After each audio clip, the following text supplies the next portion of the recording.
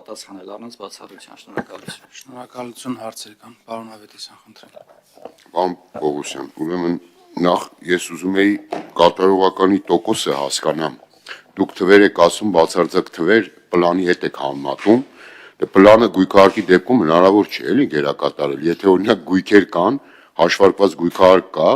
մաքսիմում որ հավաքես, պետք է այդ ամբողջը հավաքես, ու դրանից ավել մարդուն չես ասելու գույքահարկ վճարի, որտեվ այդ է, ես ուզում եմ մատ հասկանամ, ենթադրենք պայմանական ասում եք 12.3 միլիարդ հավաքվեք 21 թվին,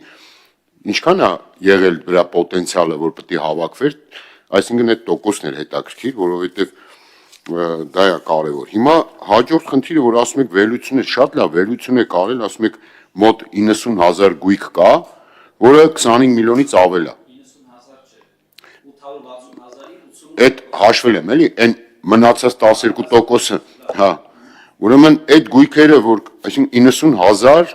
գույքի մասին է խոսքը։ Խոսքը միայն բնակարաններ եւ տներ, առանձնատներ, այդ ենք խոսում, կոմերցիոն գույքից չենք խոսում։ 90,000-ը քիչ թիվ չի։ Հիմա այդ 90,000-ից քանիսն են, որ այն իմ ասած խմբերի մեջ են մտնում։ Պայմանական 100-ը, 200-ը։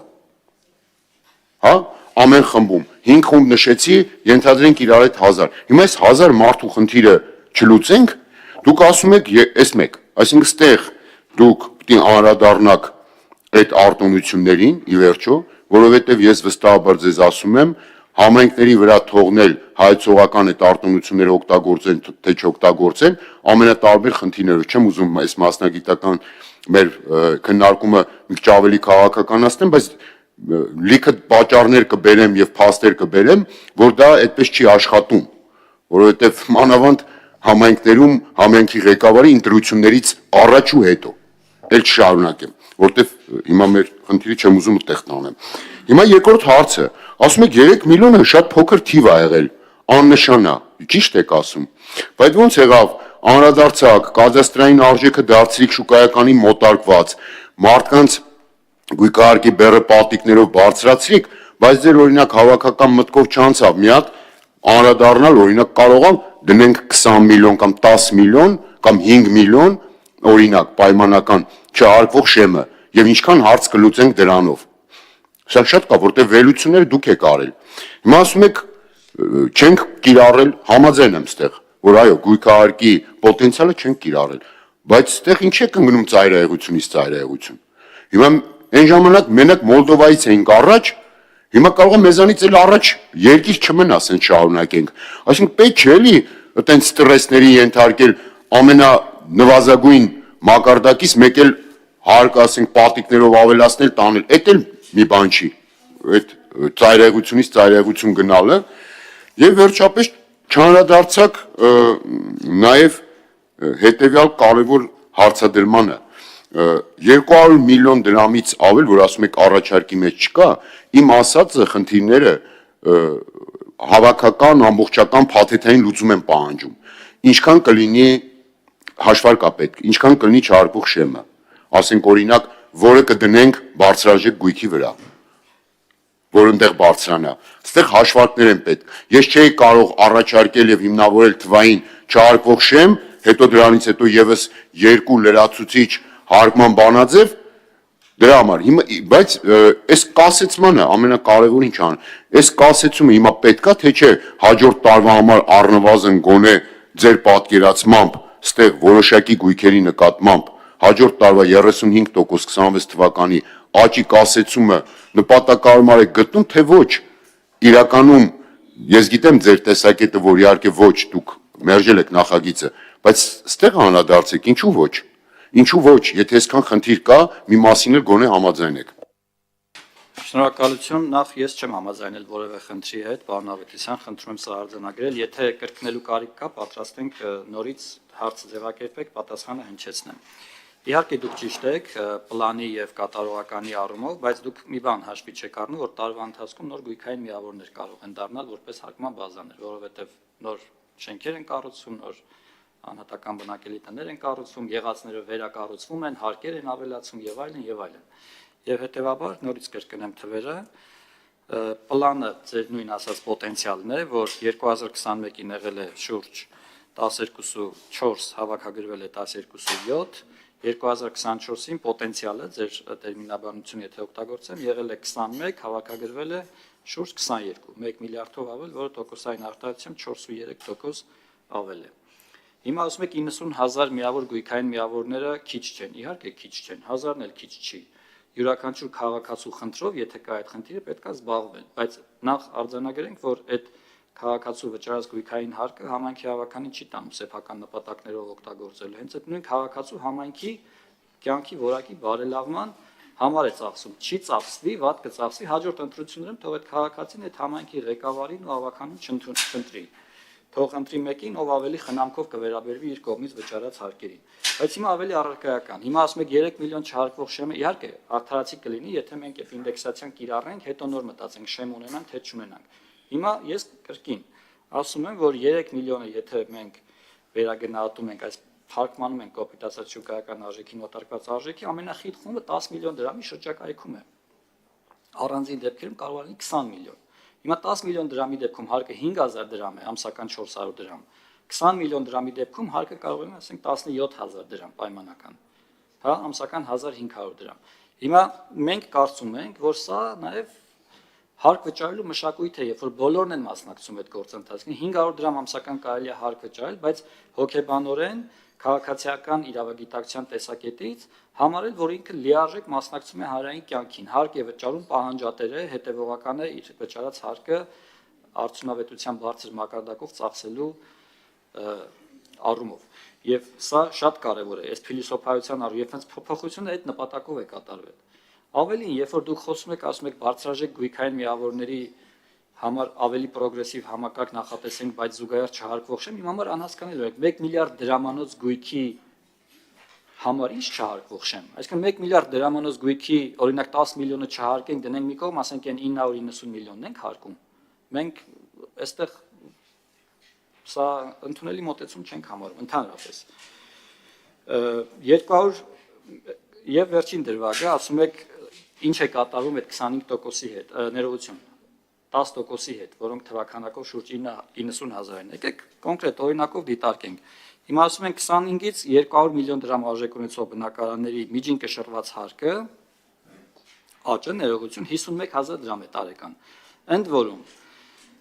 ըստ ձեր նախագծի տրամաբանության առաջարկվում է, որպեսզի այն վերջի կտորը չբարձրացվի, այսինքն 75%-ի վրա կանգ առնի, բայց 2025 թվականի ավարտին, երբ որ 75%-ը իրացված է, այս 51000-ի 38250-ը արդեն իրացված է։ Հետևաբար դուք 12750 դրամի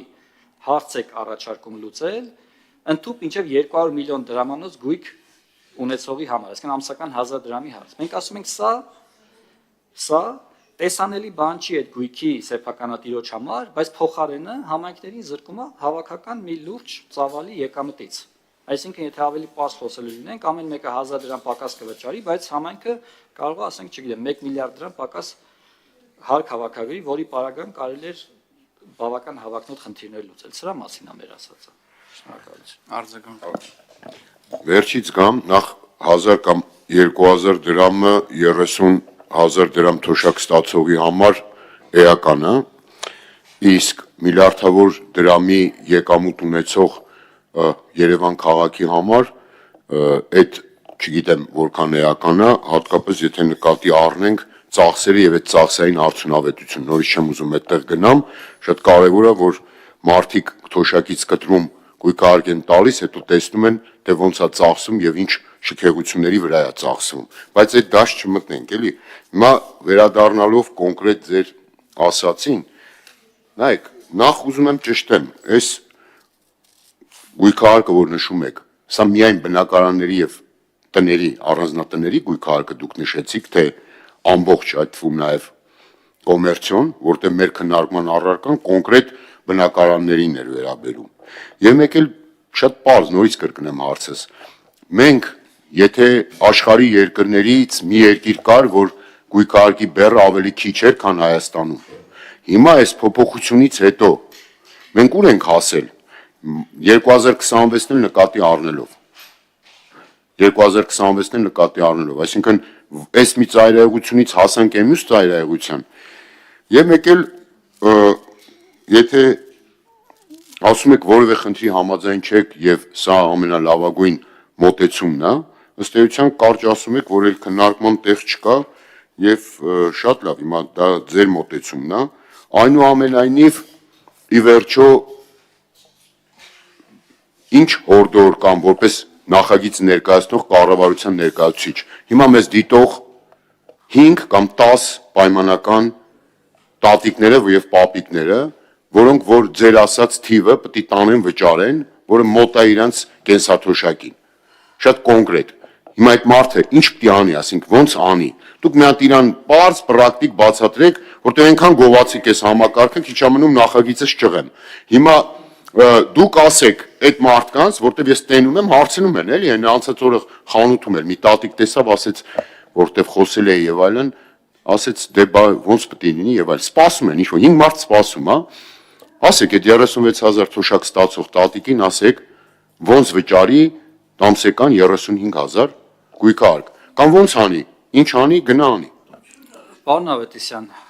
լավ, հերթով գնանք, նախ սրանք ամբողջ թվերն էին, անշարժ գույքի հարկի բոլոր կատեգորիաներին վերաբերող, եթե ձեզ հետաքրքիր է միայն բնակարանների եւ անհատական բնակելի տների տվյալը,